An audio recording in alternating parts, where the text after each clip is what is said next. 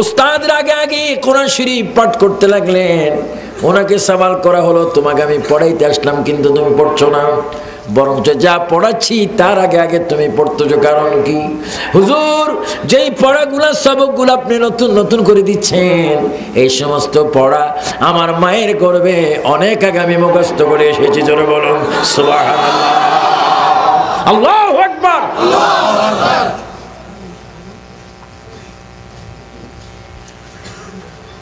হযরতে গৌসে পাক মাহবুব সুবহানী আব্দুল কাদের জিলানী রাদিয়াল্লাহু তাআলা আনহু, তিনি কোরআন শরীফ আম্মা জানের পেট থেকে 18 পারা কোরআন মুখস্থ করে এসেছেন।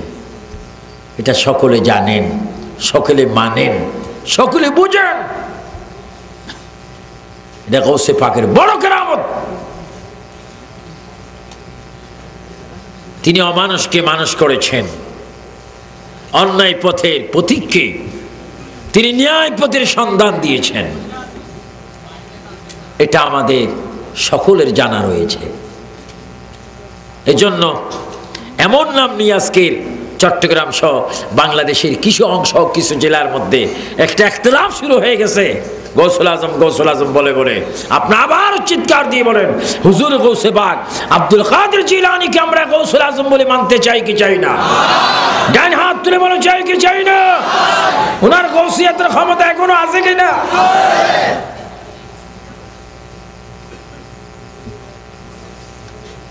এই জন্য বড় দুঃখের সহিত বলতেছি, আপনারা সঠিক গৌসে পাকের কদম মোবারকের মধ্যে থাকবেন। হযরত বড় পীর গৌসে পাক সম্পর্কে আলা হযরত ইমাম আহলে সুন্নাত আল্লামা আহমদ রেজা খান ফাজিল বেরেলভী রাহমাতুল্লাহ আলাইহি তার ফতুয়া আফ্রিকার মধ্যে তিনি ঘোষণা দিচ্ছেন, হুজুর গৌসে পাক আব্দুল কাদের জিলানী পৃথিবীতে আসার আগেও আমার প্রিয় নবীর সাথে তার মোলাকাত হয়েছে। যেরকম সুবহানাল্লাহ। আপনারা বলুন, আমাদের নবী যখন আল্লাহ পাকের দাওয়াতে মেরাজ শরীফে যাচ্ছেন, তখন হুজুর গৌসে পাক, তেমন আমরাও, আপনারও, আমার বড় হুজুর কেবলা আল্লামা মুফতি হুজুর কেবলা আমাদের জিলুল আলী সহ হুজুরের মেরাজুন নবী যখন হচ্ছে, তখন আমরা স্বাধীন সোনার বাংলাদেশে ছিলাম না। ১৫০০ বছর আগে আমরা এই দেশে ছিলাম না, আমরা রুহু জগতের মধ্যে ছিলাম। সেই রুহু জগতে হুজুর গৌসে পাকও ছিলেন। যেই দিন নবীজি মেরাজে যাচ্ছেন, ওই দিন নবীর সাথে হুজুর গৌসে পাকের মোলাকাত হয়েছে। জোরে বলুন সুবহানাল্লাহ। এটা আপনারা মানতে চান কি চান না? তো যার সাথে নবীজির সাথে সে কেন মোলাকাত হয়, তিনি কেমন গৌসুল আজম, আর এরা কেমন গৌসুল আজম?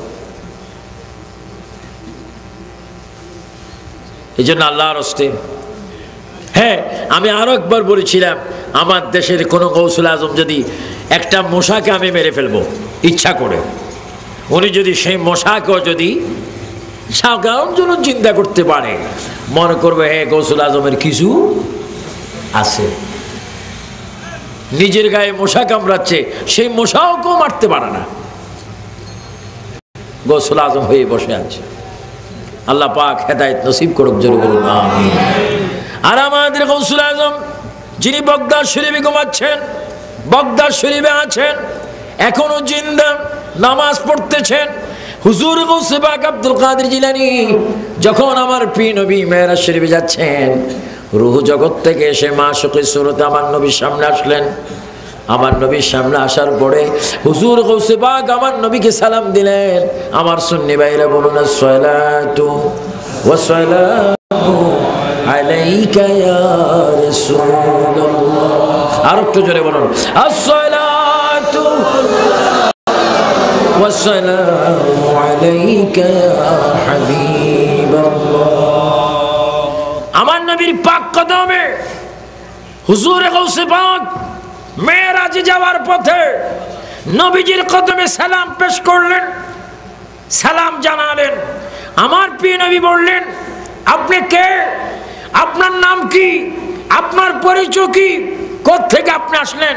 হুজুর, আপনি তো সব কিছু জানেন, তারপরেও যখন সওয়াল করলেন, আমি জবাব দিলাম, আমি আপনার আওলাদ, আমি আপনার উম্মত, আমি আপনার বংশধর, আমি হচ্ছে আপনার ব্লাডের একজন। ইয়া রাসূলুল্লাহ, আমি ইসলামকে চিন্তা করব, আপনার গোলাম।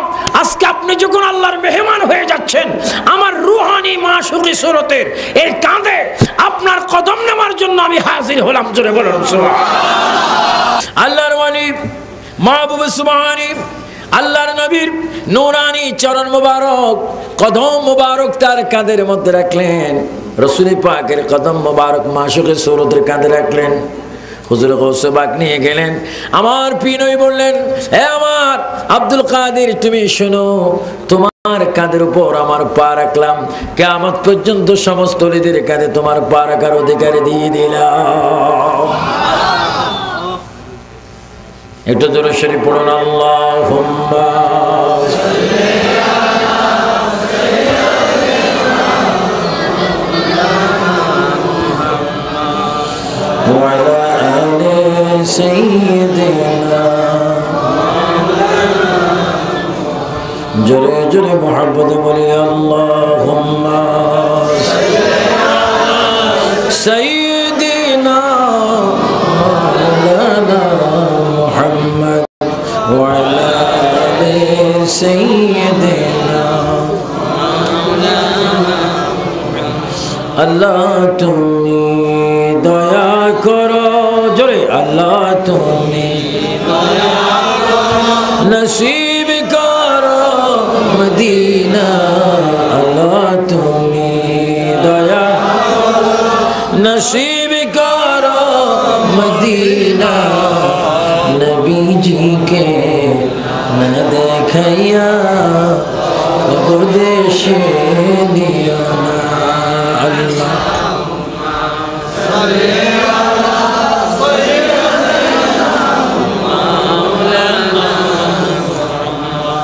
ওয়ালা আলি সাইয়্যিদিনা। দিবানিশি মনে রে আমার আর দিও না যন্ত্রণা। দনে যদি হইতাম ধনী, যেতাম সোনার মদিনা। আল্লাহুম্মা সাল্লি আলা সাইয়্যিদিনা মাওলানা মুহাম্মদ ওয়া আলা আলি সাইয়্যিদিনা। তাহলে প্রমাণ পেলাম, আমার প্রিয় নবী মুহাম্মদ রাসূলুল্লাহ সাল্লাল্লাহু আলাইহি ওয়াসাল্লাম যখন মেরাজে যাচ্ছিলেন, সেই দিনও গৌসে পাকের সাথে মোলাকাত। চিৎকার দিয়ে বলুন সুবহানাল্লাহ।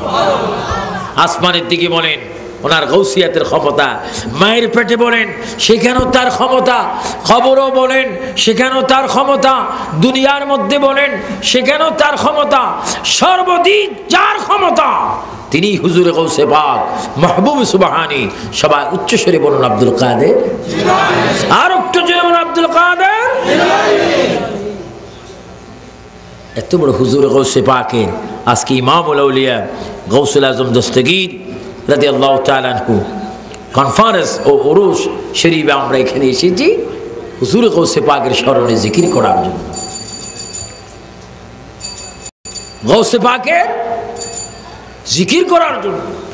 আজকের পৃথিবীতে যে ভণ্ডামি চলতেছে, হুজুরে গৌসে পাকের যুগেও এক ব্যক্তি ভণ্ডামি করেছিলেন। তার ভণ্ডামির অনেক পাওয়ার ছিল।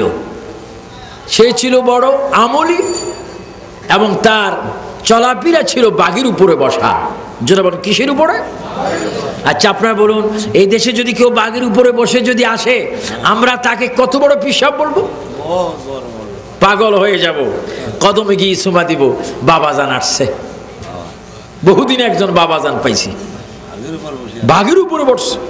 অজাগার সাপকে যদি রশি বানিয়ে বাঘকে যদি মারে, আরো আশ্চর্য হয়ে যাবে। আমার ভাইয়েরা, বাঘের উপরে বসে বন্ডপীর অজাগর সাপ দিয়ে অজাগরকে রশি বানিয়ে বাঘকে মারে।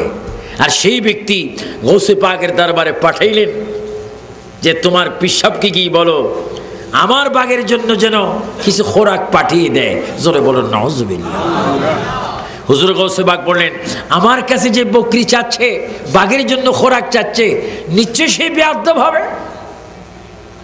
বেয়াদব ছাড়া তো আমার কাছে তার বাঘের জন্য কিছু চাওয়ার এই ক্ষমতা সে রাখে না। গৌসে বাগ চোখ বন্ধ করে দেখলেন, যদিও সে বাঘের উপরে বসা, সে একটা পুরো ভণ্ড, একটা শয়তান। চিৎকার দিয়ে বলেন নাউজুবিল্লাহ। বসে আছে কোথায়? আরো জোরে বসে আছে কোথায়? কিসের জন্য পাঠাইলেন? খোরাকের জন্য। হুজুর গৌসে বাগ বললেন, তোমার পিসাব বসে আছে বাঘের উপর। হ্যাঁ, তোমার পিসাব বসে আছে বাঘের উপরে। হ্যাঁ, আমি খানা পাঠাচ্ছি।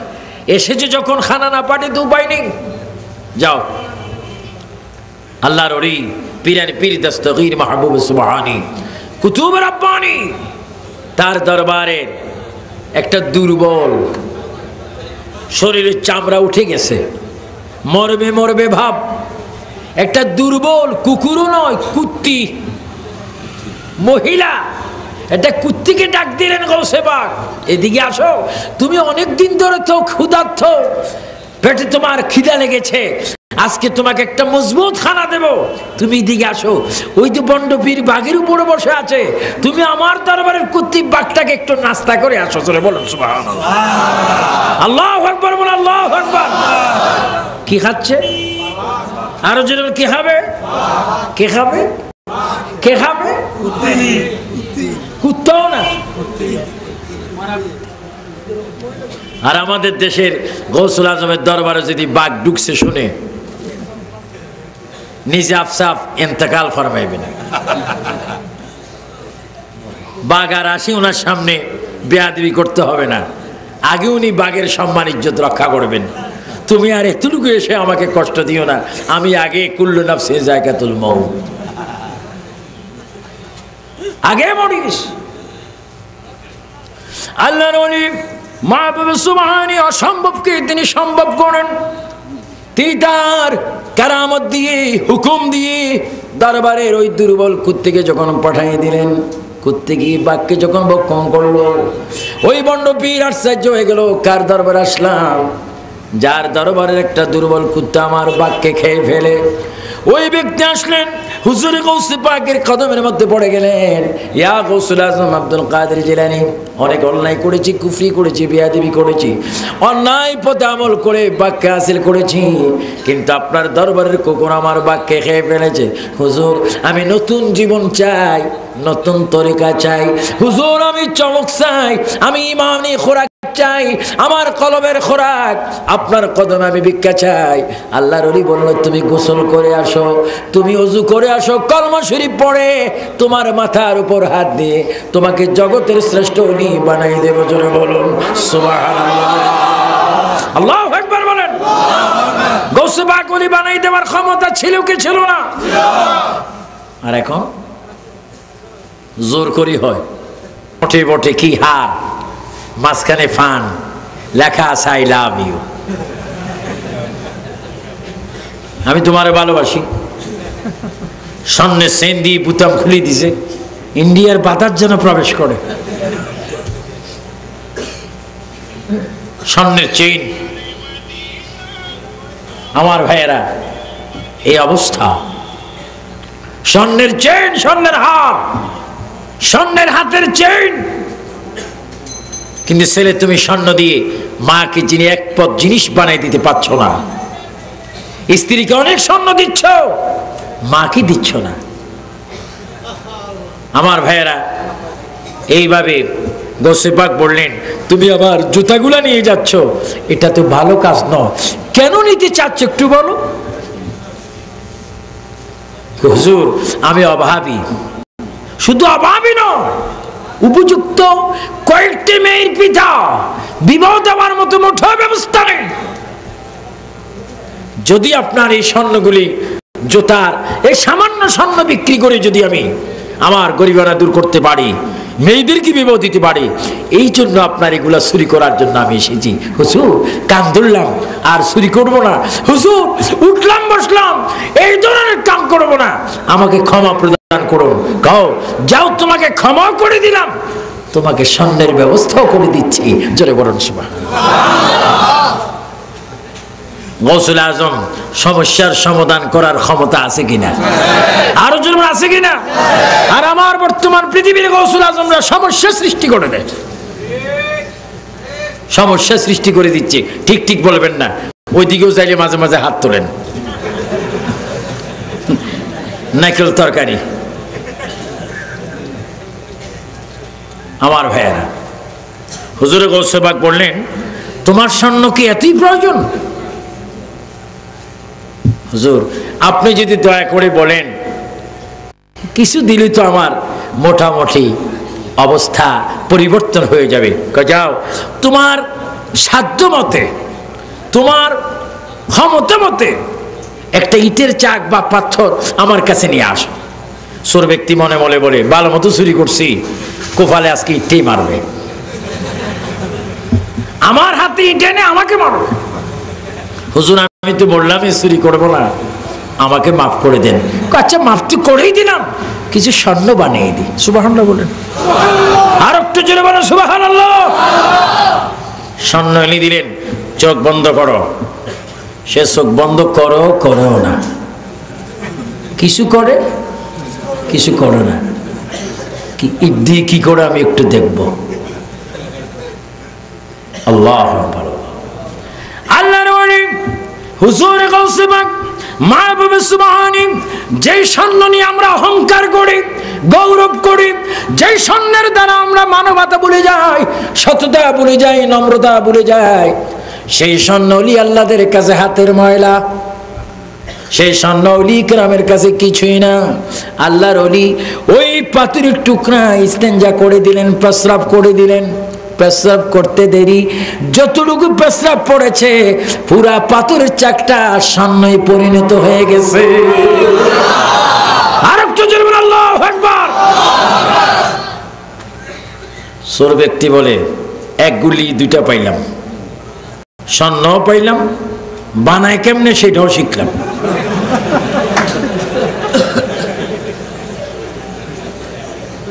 অসংখ্য কেরামত তো দেখছেন। স্বর্ণ পাইলাম, বানাইছে কেমনে এটাও শিখলাম। গেছে বাড়িতে, বিবিকে ডাক দিচ্ছে, ওই কি হয়েছে, একটু আস্তে কথা বলেন। যেখানে যা পাবে পাথর ইট সব ইট উঠানে আনো।